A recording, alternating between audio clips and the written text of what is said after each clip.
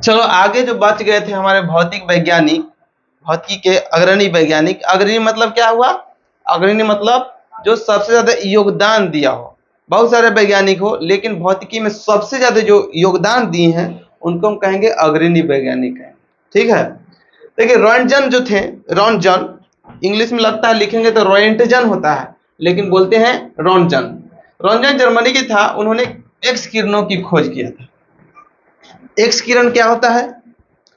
X ray आप लोग सुने होंगे, X ray, gamma ray, beta रे, अल्फा रे। क्या हम लोग गांव देहात में ए रे कारे कहते हैं, है ना? तो रे मतलब क्या होता है? किरण। एक्स किरण, एक्स किरण का खोज किसने तो किया था? रॉन्टजन ने किया था। जो हमें कहीं हड्डी उड्डी फ्रैक्चर होता है तो उस केस में हम लोग को हाथ दिखाने जाते हैं कि देखिए तो हड्डी टूटल है कि नहीं टूटल है। अंदर अंदर टूट जाएगा, हड्डी क्रैक कर जाता है, लेकिन बाहर से पता नहीं चलता है ना?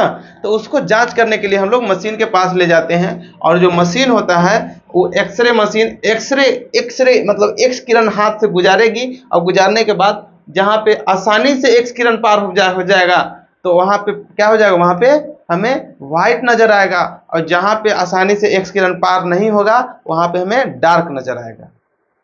समझ में आया?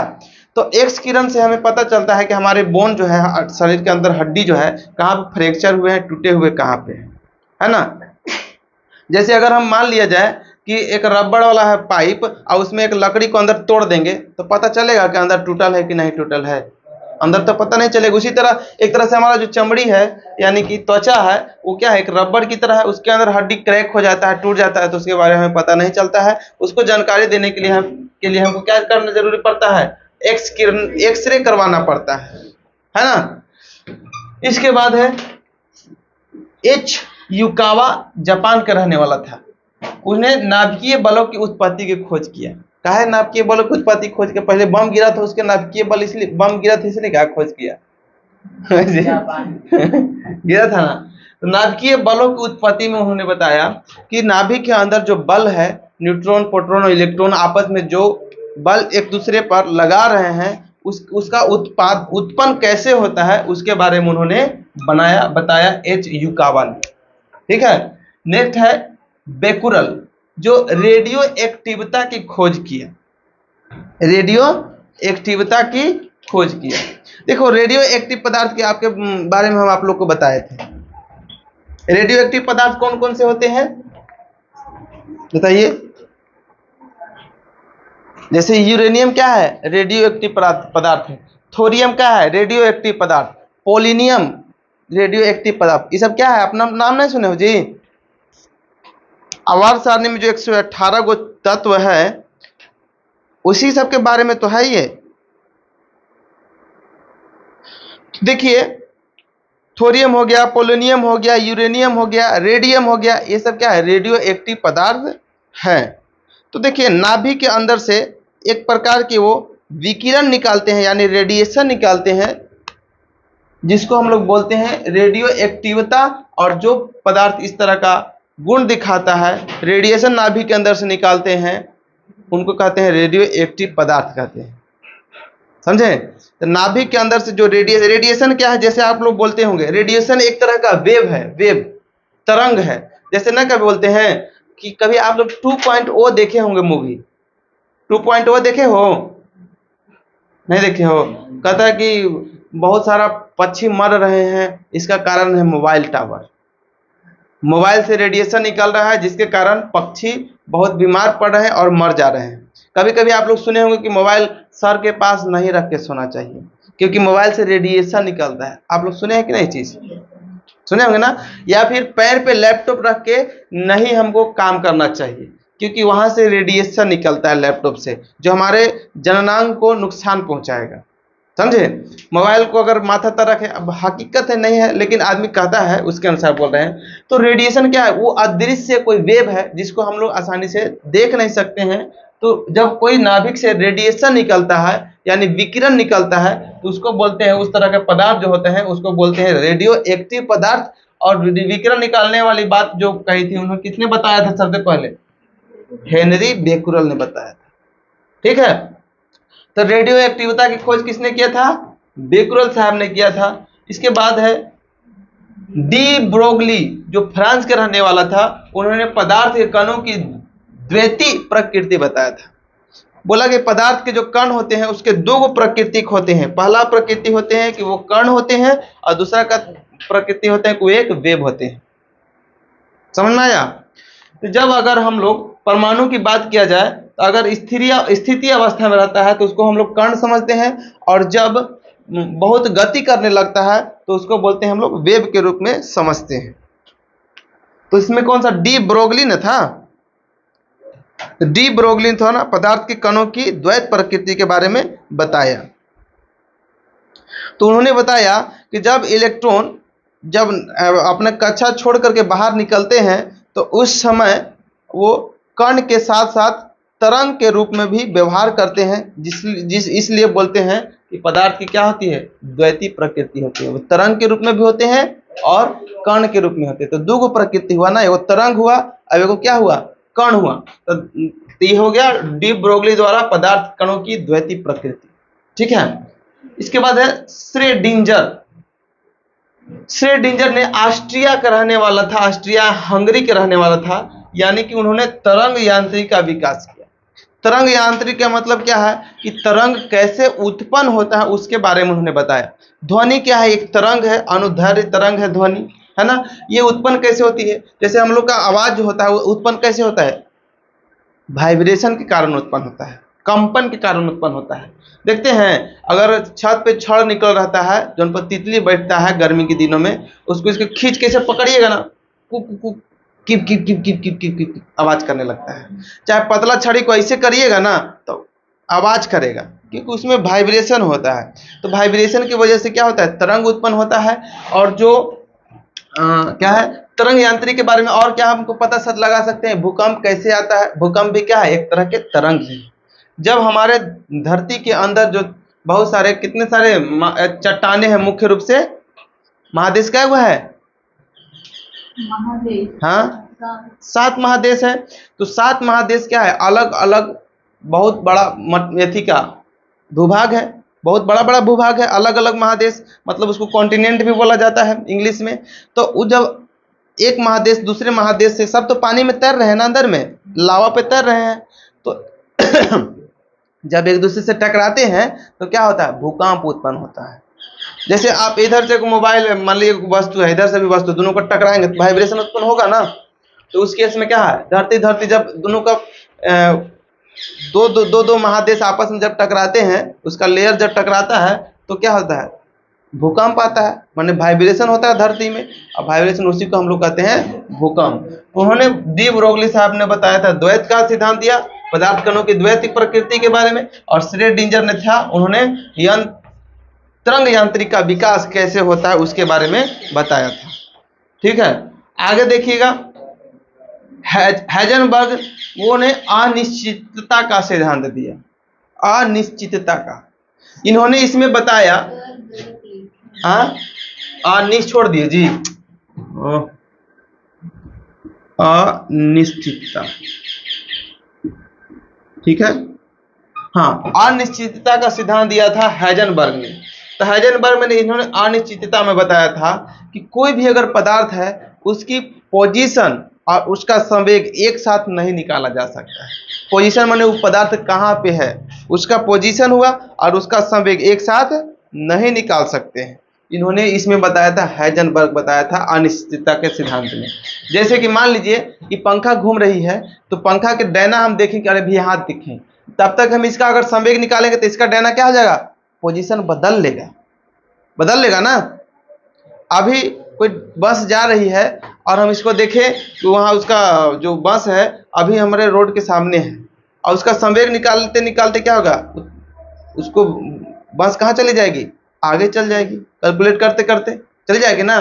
तो एक बार में हम किसी वस्तु का पोजीशन कि वो वस्तु कहाँ पे है और उसका संवेग यानी द्रव्यमान गुने वेग को कहते हैं हम लोग संवेग, उसको हम लोग आसानी से कभी निकाल ही नहीं सकते हैं। एक बार में दोनों, एक निश्चित समय में दोनों चीज को हम लोग नहीं निकाल सकते हैं।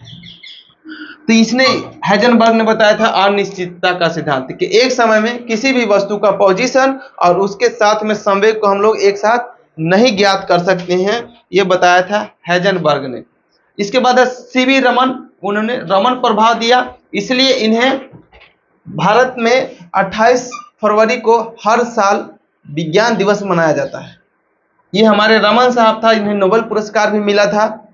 1954 में इन्हें भारत रत्न भी मिला था। 1930 में इन्हें नोबेल पुरस्कार मिला था।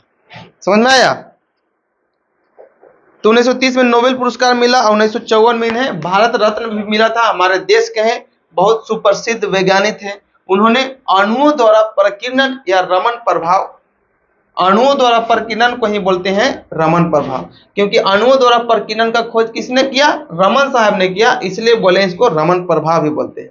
तो रमन प्रभाव के कारण ही इनके सीवी रमन के जन्म दिवस पर 28 फरवरी को हर साल विज्ञान दिवस भारत में मनाया जाता है। समझ में आया? और जब रमन प्रभाव दिए थे उसी समय इन्हें नोबेल पुरस्कार मिला था। ठीक है, तो देखिए ये भारत के रहने वाले थे। इसमें इन्होंने कहा कि जब कोई प्रकाश किसी भी पारदर्शी माध्यम से गुजरते हैं, मतलब शीशा या कांच उससे गुजरेगा तो उसका जो वेव लेंथ होता है यानी कि तरंगदैर्घ्य होता है वो घट जाता है और पूरा प्रकाश नहीं गुजरता है। उस वस्तु से टकरा करके कुछ प्रकाश उसके चारों ओर जो वातावरण होता है उधर छितरा जाता है। यही इन्होंने बात बताया था रमन प्रभाव। ठीक है, मान लीजिए हम लोग शीशा से इसे देख रहे हैं, इससे प्रकाश होकर मेरे मुंह चश्मा से आया तो पूरा प्रकाश उसमें से पार नहीं होगा, इससे टकरा करके कुछ प्रकाश जो होंगे इधर उधर छितरा जाएंगे। ठीक है, और कुछ प्रकाश इसके एक साइड से दूसरे ओर चले जाएंगे। और जब प्रकाश एक माध्यम से दूसरे माध्यम में जाएगा तो उसका जो वेव लेंथ होता है यानी तरंगदैर्घ्य होता है, तरंगदैर्घ्य क्या होता है बाबू? कि जब प्रकाश ऐसे घूमता है, ऐसे चलता है, वेव में चलता है, तो इसके बीच की दूरी इसको लेमडा कहते हैं, इसी को बोलते हैं हम लोग तरंगदैर्घ्य बोला जाता है। समझ में आया? ये जो एक ऊंचाई यहाँ पे दिख रहा है क्रेस्ट इसको बोला जाता है। एक ऊंचाई से दूसरे ऊंचाई के बीच के जो दूरी होगा ना इसको बोलते हैं हम लोग लेमडा। अब इसको हम लोग तरंगदैर्घ्य बोलते हैं, लेमडा से इसको सूचित किया जाता है। तो जब माध्यम चेंज करता है प्रकाश तो उसका वेव लेंथ यानी कि हिंदी में बोले तो तरंगदैर्घ्य बदल जाता है। ठीक है, उसमें उन्होंने रमन प्रभाव में दिया था। क्या बोला था?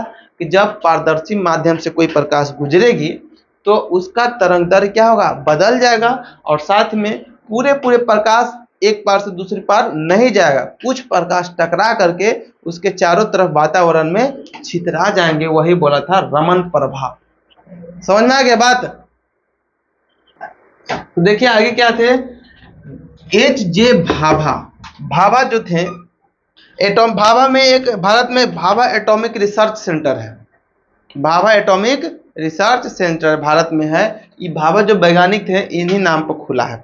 ठीक है, तो भाभा जी थे, उन्होंने भारत के थे और अंतरिक्ष किरण सावर का बारे में बताए थे। अंतरिक्ष किरण सावर, अंतरिक्ष किरण में तो हम लोग क्या समझ में आ रहा है कि अंतरिक्ष जो प्रकाश आ रही है उसके बारे में हमको लगता है कि ये बताए होंगे। आगे देखिए S.N. बोस, ये भी भारत के था।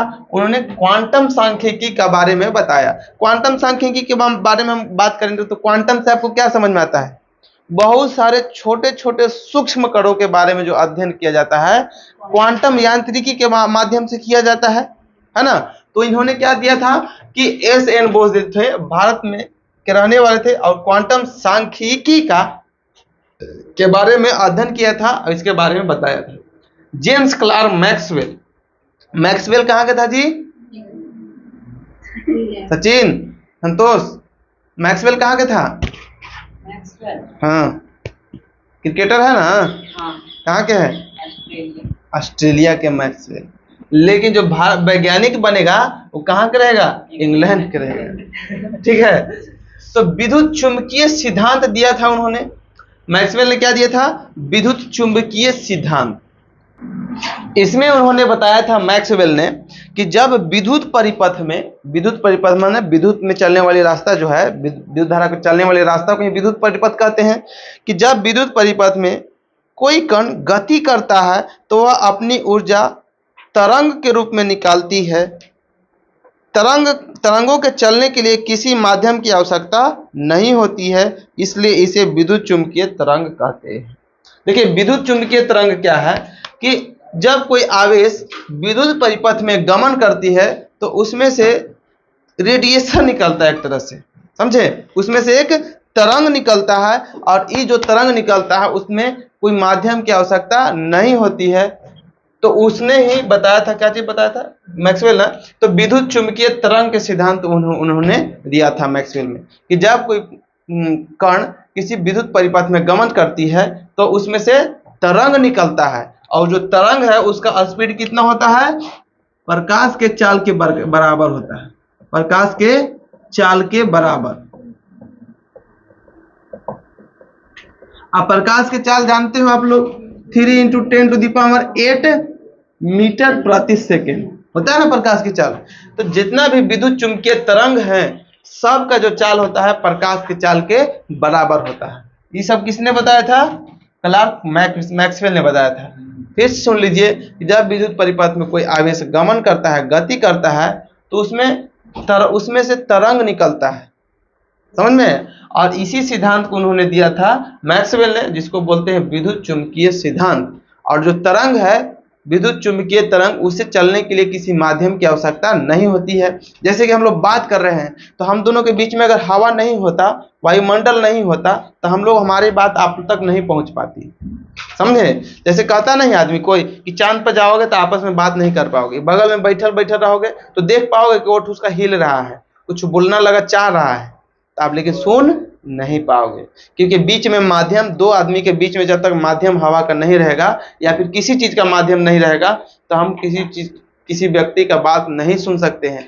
लेकिन विद्युत चुंबकीय जो तरंग है उसको चलने के लिए किसी माध्यम की आवश्यकता नहीं होती है। जैसे अंतरिक्ष में कोई वायुमंडल है नहीं है, तब भी वहां से चल करके सूर्य की प्रकाश हमारे तक आ रही है, पृथ्वी तक आती है, क्योंकि उसको माध्यम रहेगा तभी जाएगा विद्युत चुंबकीय तरंग, नहीं रहेगा तब भी जाएगा, ठीक है। तो विद्युत चुंबकीय सिद्धांत किसने दिया था, मैक्सवेल ने दिया था, क्लार्क मैक्सवेल ने। जगदीश चंद्र बोस, वो भारत के व्यक्ति थे, वैज्ञानिक थे, उन्होंने अति लघु रेडियो तरंग के बारे में बताया। इन्होंने खोज किया था 30 मेगाहर्ट्ज से 30 मेगाहर्ट्ज का जो तरंग होता है उसको बोलते हैं हम लोग लघु रेडियो तरंग कहा जाता है। समझ में आया, 30 मेगाहर्ट्ज, 3 मतलब मेगा, मतलब समझते हो ना, मेगा कितना को मेगा कहते हैं, 10⁻, हाँ 10⁻⁶। हम लोग ऐसे भी बोल सकते हैं, चाहे इसी बोल दीजिए, छोड़िए ना। 3 मेगाहर्ट्ज और 30 मेगाहर्ट्ज के जो बीच का तरंग का खोज किसने किया था, जगदीश चंद्र बोस ने किया था। इसके बाद देखिए यहाँ के मैडम क्यूरी, ये एक महिला थी, उन्होंने पोलैंड के रहने वाली थी, और रेडियम तथा पोलिनियम की खोज किया, रेडियम तथा पोलिनियम की खोज किया था। देखिए रेडियम क्या होता है, एक रेडियो एक्टिव पदार्थ है, रेडियो एक्टिव तरह, उसमें से एक रेडिएशन निकलता है जो मनुष्य के लिए हानिकारक होता है, ठीक है। तो पोलिनियम और जो रेडियम है उसका खोज किसने किया था, मैडम क्यूरी ने किया था। हाँ, पोलिनियम भी एक तत्व है, जैसे रेडियम है, यूरेनियम है, सोडियम है, मैग्नीशियम है, उसी तरह पोलिनियम भी है, एक तत्व है। तो पोलिनियम का होता है परमाणु संख्या 84 और रेडियम का होता है 88। जो रेडियम होता है Ra, इसका होता है 88, और पोलिनियम का होता है PO मतलब पोलिनियम, और इसका होता है परमाणु संख्या 84, ठीक है। पोलिनियम और रेडियम, समझ में आ गया बात। आगे देखिए, इसी में उन्होंने बात किया था कि प्राकृतिक रेडियो एक्टिविता का भी अध्ययन किया, प्राकृतिक रेडियो एक्टिविता का भी अध्ययन किया। तो प्राकृतिक में जो रेडियो एक्टिव तत्व थे, जैसे कि यूरेनियम, यूरेनियम में क्या है, प्राकृतिक में पाए जाने वाले रेडियो एक्टिव तत्व है। इसके बाद थोरियम है, थोरियम का परमाणु संख्या कितना होता है, थोरियम का परमाणु संख्या 90 होता है, यूरेनियम का 92 होता है। थोरियम, यूरेनियम, रेडियम, पोलिनियम, ये सब रेडियो एक्टिव तत्व हैं। इसमें से बहुत सारा रेडिएशन निकलता है, जो परमाणु बम बनता है यूरेनियम से ही तो बनता है ना, और यूरेनियम से बनता है, गिरता है तो बहुत बड़ा धमाका होता है, परमाणु बम गिरता है तो, लेकिन उसका रेडिएशन सालों साल, 10, 20 साल, 50 साल तक रहता है, और उससे रेडिएशन से आदमी के कई भाग शरीर के खराब हो जाते हैं, नष्ट हो जाते हैं। जैसे जो रेडियो जहाँ के नागासाकी हिरोशिमा में जब बम गिरा था, तो वहां तो उस समय तो आदमी मरबे किया बहुत सारा। उसके बाद बहुत 100 साल तक वहां के आदमी के शरीर में रेडिएशन घुस गया। उसके जो संतान उत्पन्न करते होते थे वो दिव्यांग होते थे, यानी कि उसका कोई अंग एगो था नष्ट, माने हाथ लूल्हा है, आंखें से दिख नहीं रहा है, दिमाग नहीं काम कर रहा है, इस तरह का उनके जन्म से बच्चा जो पैदा होता था ना, इस तरह का बच्चा जन्म लेता था। उसको कहते हैं दिव्यांग। कोई अगर शरीर में कोई भाग काम नहीं करते, लांगड़ उंगड़ आदमी, तो उसको बोलते हैं लंगड़ा नहीं कहते हैं, उसको कहते हैं दिव्यांग आदमी कहते हैं। समझ में आ गया बात? तो दिव्यांग लोग जन्म लेते हैं रेडियो एक्टिविता की वजह से। जो परमाणु बम गिरा था उसका अभी रेडिएशन सालों साल चल रहा था, जिसके वजह से जितना बम से जान नहीं गया उससे ज्यादा रेडिएशन से आदमी जान चला गया। समझ में आ गया बात?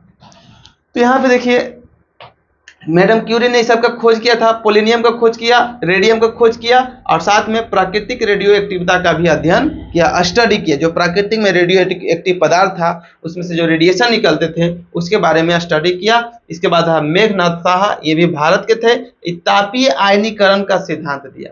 तापीय आयनीकरण के सिद्धांत का मतलब क्या हुआ कि जो अंतरिक्ष में जितने सारे तारे हैं, है ना, तो तारा कभी कभी कोई कहता है कि हमारा जो सूर्य है वो जवान है, जवान। सूर्य क्या है? जवान। जवान किसको कहेंगे? जब आधा जो उम्र जी लिया होगा उसको कहते हैं जवान, युवा अवस्था जिसको कहा जाता है। जैसे हम हैं युवा अवस्था, आधा उम्र बीत गया, बीता ना, बीत रहा मान लो तो अगर आधा उम्र बीत जाता है तो उसको युवा कहा जाता है ना। तो उसी से तापीय आयनीकरण का सिद्धांत से ही हम लोग तारे का रंग के बारे में पता करते हैं। जैसे तारे का रंग हमेशा बदलते रहता है, तारा का रंग बदलते रहता है, एक दिन में बदल जाएगा। जिसको अरबों साल जीना है अब एक दिन में कैसे बदल जाएगा?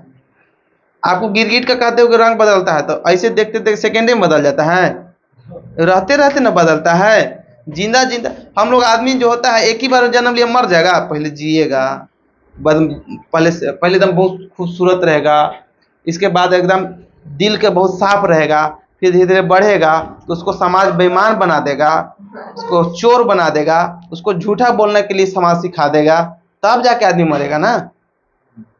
क्या बचपन जो रहता है वो बहुत अच्छा रहता है, स्वभाव एकदम कुछ कपट उपट कुछ नहीं रहता। जैसे जैसे आदमी बढ़ते रहता है उसको समाज सिखा देता है कि इसको ऐसे चोरी करना है, झूठ ऐसे बोलना है, तब सही रहेगा। ये सब कौन सिखाता है? समाज। पीके मूवी देखे होंगे, पीके मूवी देखे हो?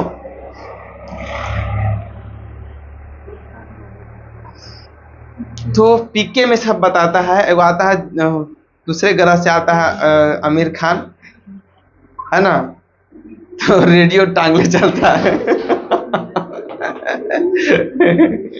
तो रेडियो मिल जाता तब ना जी तो मेघनाथ था, उन्होंने तापीय आयनीकरण का सिद्धांत दिया था। उसमें उन्होंने बताता था क्या कि इसी सिद्धांत के माध्यम से हम लोग जो तारे हैं उसके ताप के बारे में जानकारी लेते हैं और उसके रंग के बारे में हमको जानकारी करते हैं। जैसे कि ताप जो तारे होते हैं वो ब्लू कलर के होते हैं, फिर व्हाइट कलर के भी होते हैं और रेड कलर के भी होते हैं। जैसे जैसे उम्र बढ़ता है, आपको मोमबत्ती पढ़ाए थे, मोमबत्ती 10th क्लास में, तो ब्लू कलर में सबसे ज्यादा ताप रहता था कि कम रहता था? सबसे ज्यादा ताप कम रहता, आसमान में ज्यादा रहता था। हैं?